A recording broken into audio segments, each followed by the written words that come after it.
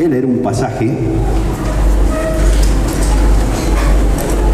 que no es muy conocido. Lo voy a leer primero en Dios habla hoy. Es en 1 Corintios 11, 17 al 20. Al escribirles lo que sigue, dice Pablo a los corintios, que tenían problemas entre ellos, él les dijo, ¿no son ustedes carnales, habiendo entre ustedes peleas, conflictos? ¿No son carnales? No les puedo hablar como espirituales, sino como a carnales, porque ya deberían tener necesidad de alimento sólido, de carne, pero son bebés espirituales. Ellos estaban llenos de dones, estaban llenos de gracias. O sea, él tenía que poner orden de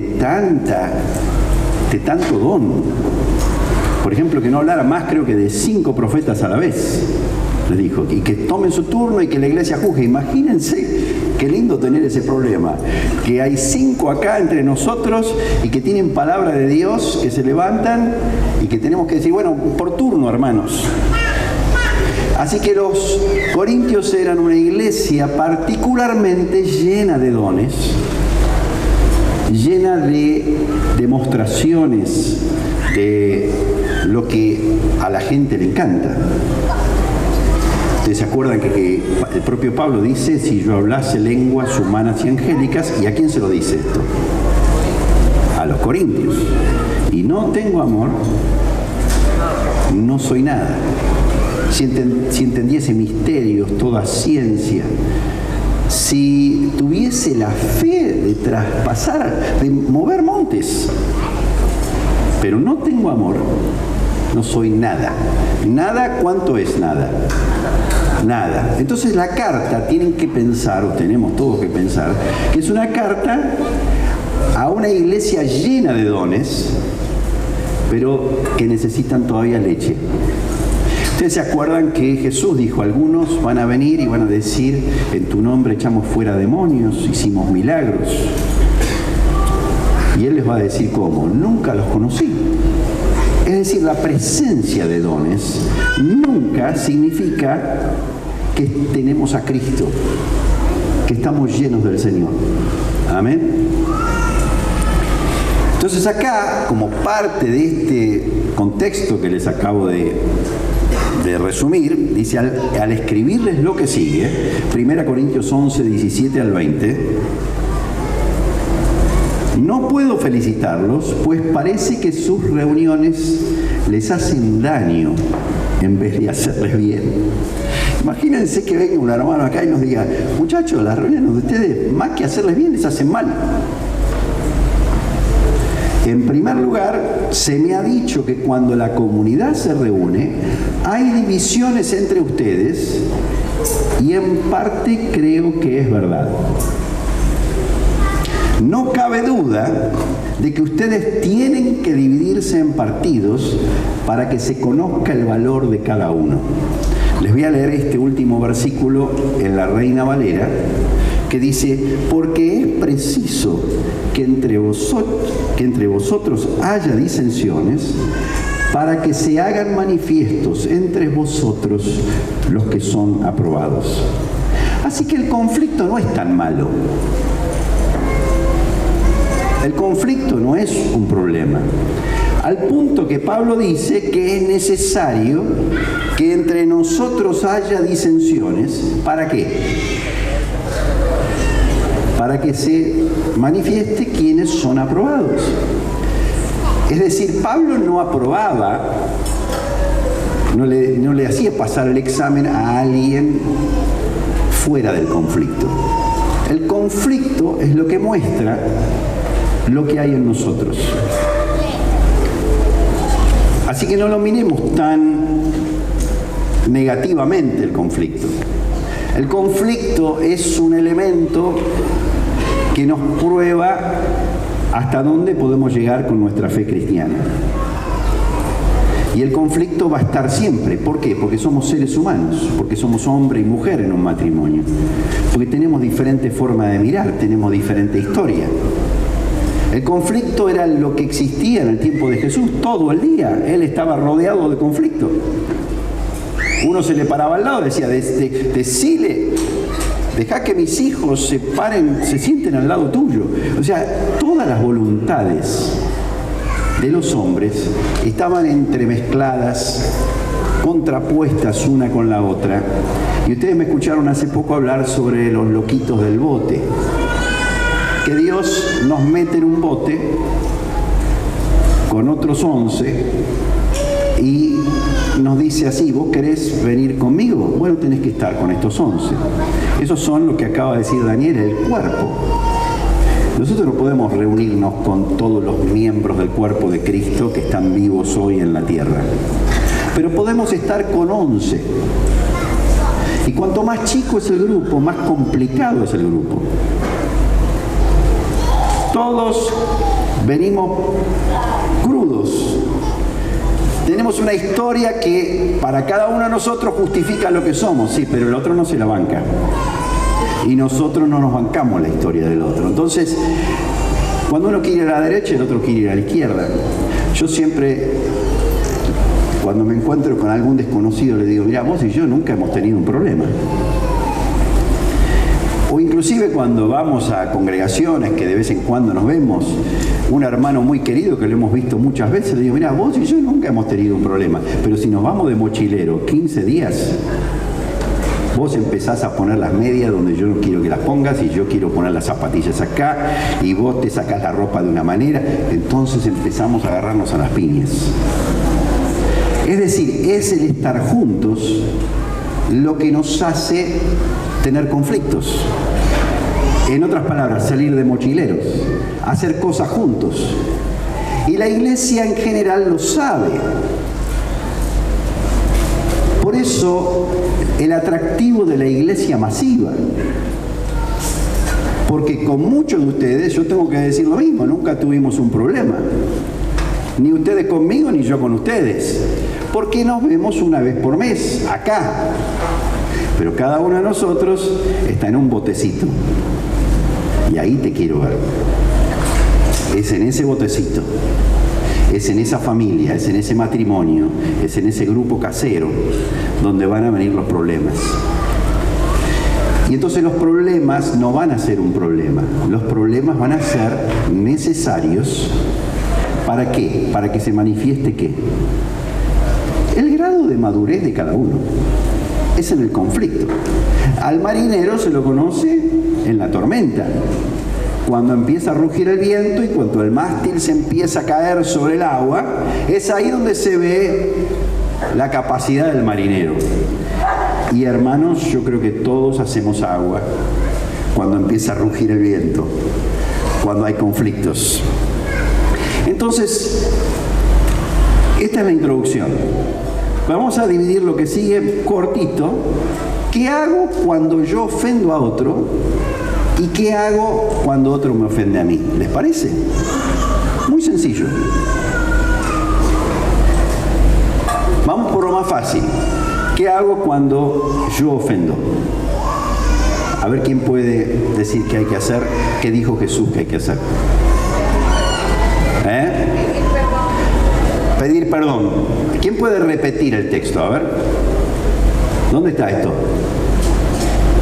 Mateo 5, 22 al 24, ¿no? ¿Quién se acuerda?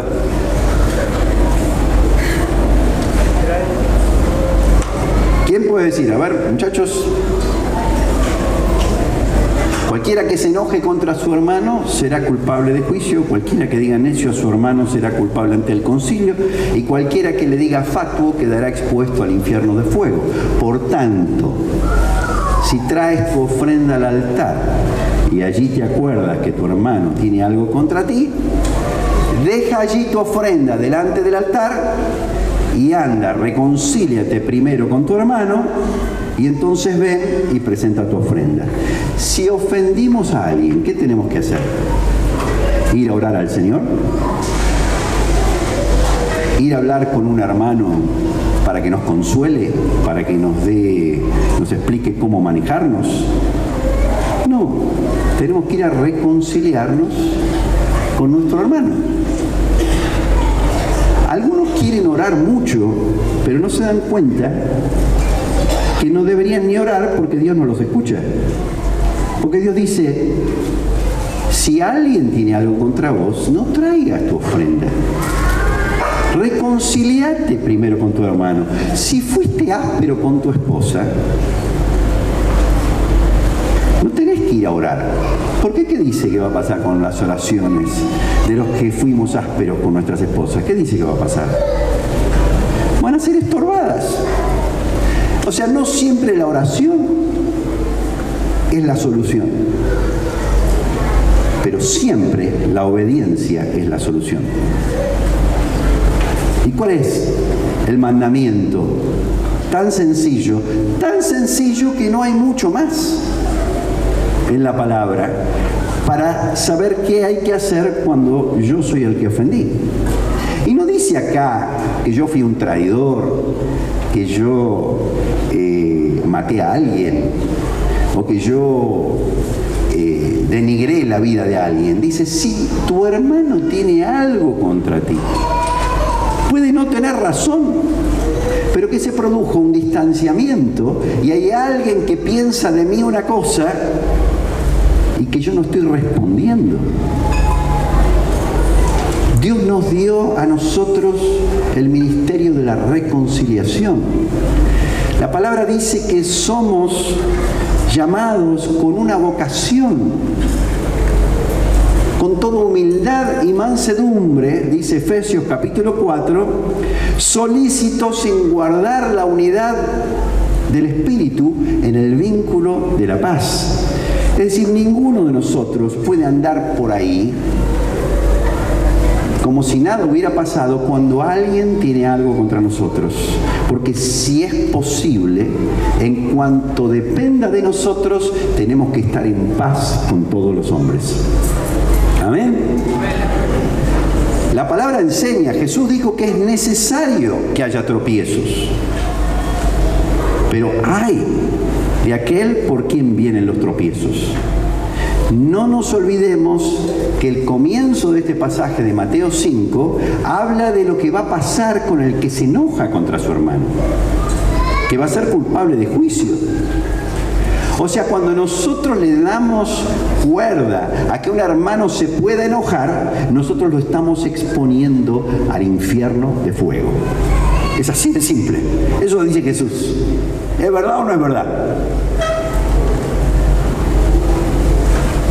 Es decir, si alguien tiene algo contra nosotros, tenemos que hacer todo lo posible para resolverlo. ¿Amén? Ahora, ¿qué hago cuando otro me ofende a mí? Entonces, a algunos hermanos les encanta Mateo 18, cuando Jesús dice, si tu hermano peca contra ti, anda y repréndele a él a solas, y si te oyó, has ganado a un amigo, si no, venite con un escuadrón de 2 o 3 testigos, y si no, trae a la iglesia y lo echen de la iglesia. Les encanta eso. Es como que quieren justicia. Ya, pecó contra mí. Primero déjenme decirles que no dice si te cayó mal lo que dijo. No me gustó la manera en que estaba vestido. No me cayó bien la manera en que me habló. Me miró con una cara. Eso no es pecado. Está hablando de pecado.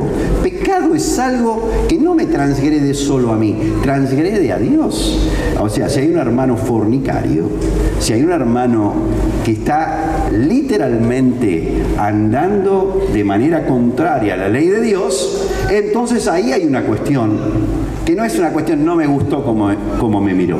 ¿Amén? Así que olvídense de Mateo 18.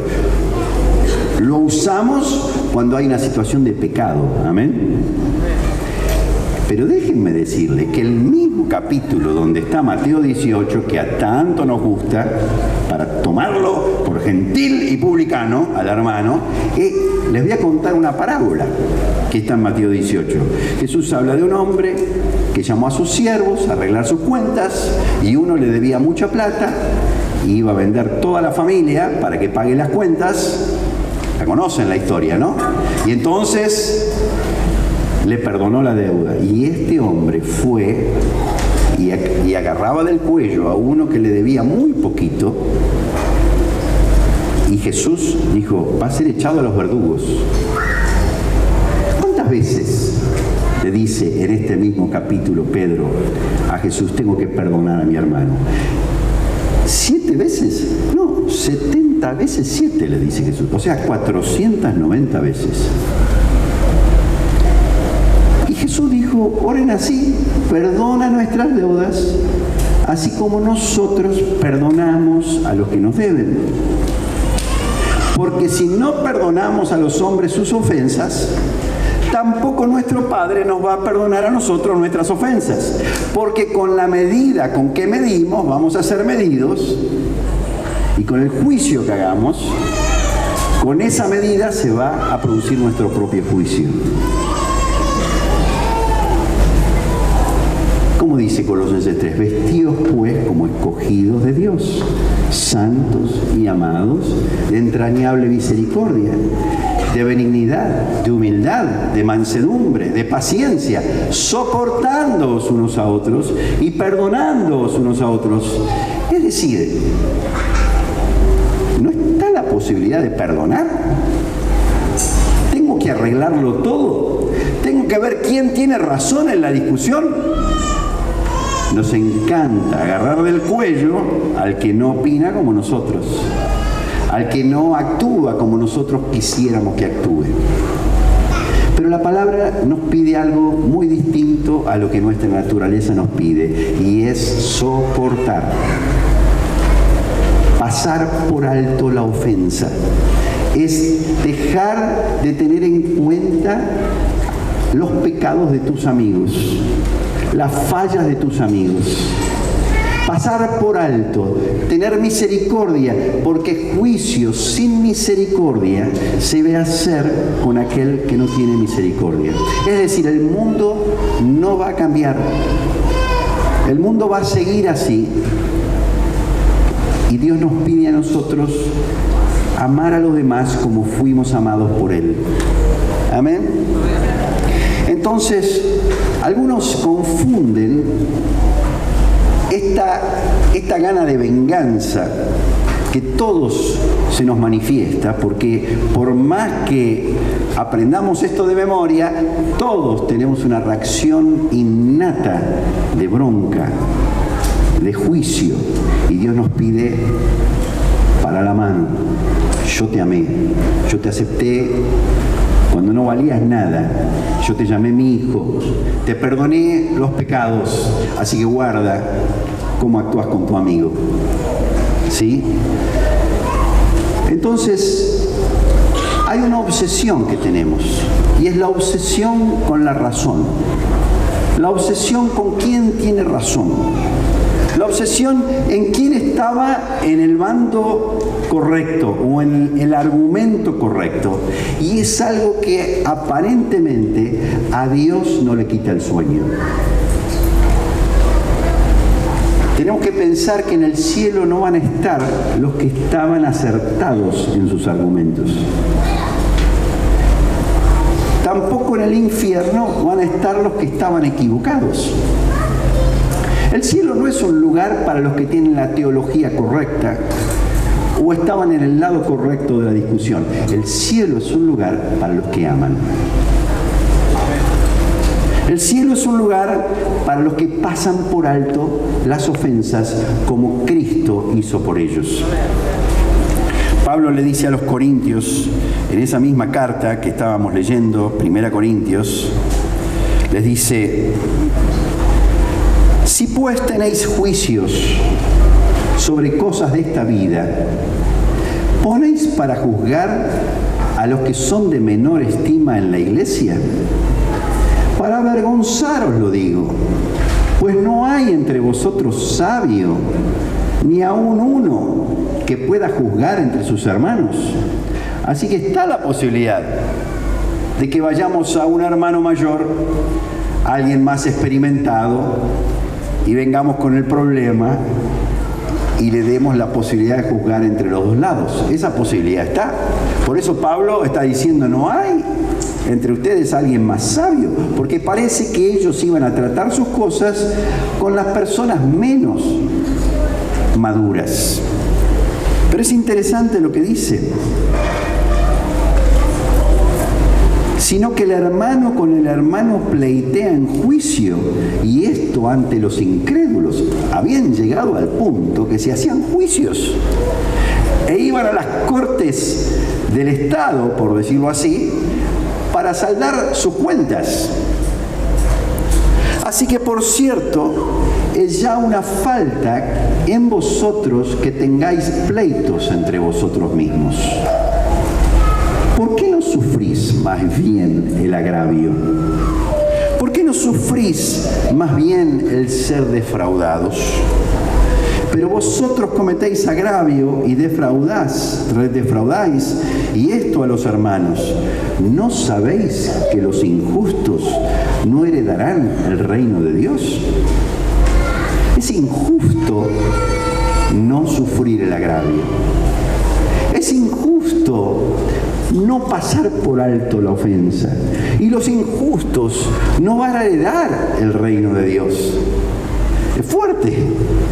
Es decir, que cuando estamos en un conflicto, cuando estamos en un lado en una discusión, estamos en realidad en el día de la prueba, donde se ve dónde estamos parados en la palabra de Dios. Entonces, cuando ofendemos a alguien, cuando alguien tiene algo contra nosotros, ¿qué hacemos?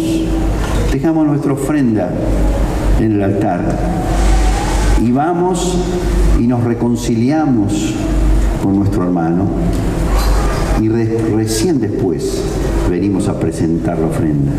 Y cuando otro nos ofende, ¿qué hacemos? Perdonamos. Perdonamos. No hay que tratarlo todo. Se puede sufrir el agravio. Se puede pasar por alto la ofensa. Hacé la cuenta de todas las ofensas que Dios pasó por alto en vos, en mí. Bueno, Él dice, sea igual con los demás. Amén. Entonces, el conflicto no lo veamos tan negativo. Mientras estemos en la tierra, vamos a tener problemas. Hasta que Cristo nos saque de acá, hasta que Cristo nos lleve a su presencia, ese día sí vamos a estar libres de todas estas situaciones. No vamos a tener más lágrimas, no vamos a tener más tristeza, más angustia. Pero acá es necesario el conflicto. El conflicto será lo que nos va transformando a la imagen de Cristo. El conflicto será lo que nos manifiesta ante nosotros mismos, ante nuestros propios ojos, lo bien que andamos o lo mal que andamos con la aplicación de la palabra de Dios. Amén. Así que si ofendemos, dejamos todo y vamos a tratar de resolver, tratar de reconciliarnos. Y si nos ofenden, vamos a perdonar. Y cuando el tema ya se haya terminado, si hay alguna posibilidad de que yo, por amor, edifique a mi hermano, ya no será porque me cayó mal, sino porque lo amo y porque él puede aprender algo, y no es que yo le voy a señalar aquello que me hizo. Todos confundimos un poquito esto. Ah, no, pero él tiene que aprender. Sí, pero hoy no me conviene enseñarle. Porque si yo le enseño, ¿qué estoy haciendo? Estoy dándole rienda suelta a mi bronca. Y eso lo llamo edificación de mi hermano. Mentira, eso no es edificación. Edificación es cuando yo no tengo ninguna causa, cuando yo no estoy buscando mi propio bien, ni tratando de mostrarle al hermano lo mal que me cayó. ¿Alguna vez has ido a un hermano a decirle, me cayó re mal lo que vos me dijiste? ¿Qué estás diciendo? Sos un egocéntrico. Sos un egocéntrico. Si te cayó mal, es un problema tuyo. Perdoná. Sufrí el agravio. Ahora, si vos ves objetivamente que el hermano precisa ser edificado en algún área, primero estate libre de toda bronca, de todo fastidio, de toda herida personal. Porque si vas con una herida personal, estás yendo con un cuchillito metido en el cinturón, como los gauchos argentinos. Así que Dios nos libre, hermanos. Somos una comunidad que une, como dijo Daniel hoy. No une porque somos perfectos. No une porque todos hemos alcanzado madurez. Unimos porque somos todos raza caída y nos tenemos misericordia el uno al otro. Esa es la única salida de esta tierra. No hay otra. La unidad nunca va a ser producto de que pensamos igual, de que nacimos en el mismo barrio. La unidad es producto de que nos amamos. El fruto del Espíritu es amor. Y el fruto del amor es la unidad. Si andamos bien, no vamos a tener en cuenta los pecados que nos han cometido hacia nosotros. Si andamos bien, vamos a ser puentes de unidad.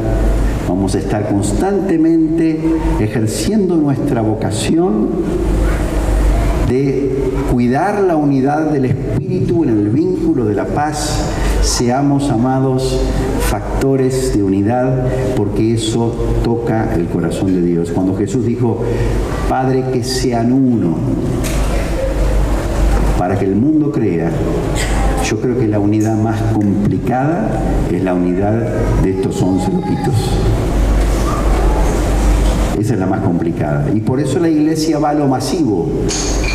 Porque en lo masivo nos vemos una vez cada tanto y nos vemos la nuca y estamos de acuerdo con el sermón que se predicó y no hay posibilidad de conflictos. Pero es donde hay posibilidad de conflictos en nuestra realidad diaria, familiar, en nuestra realidad de grupos de hogar, donde estamos más cerca el uno del otro, donde Cristo va a ser formado en nosotros y el instrumento número uno será el cuerpo, la comunión, esas coyunturas, esos elementos que no porque pensemos igual no vamos a tener conflictos, sino porque pensando diferente nos mantenemos en amor, en unidad los unos con los otros. Amén.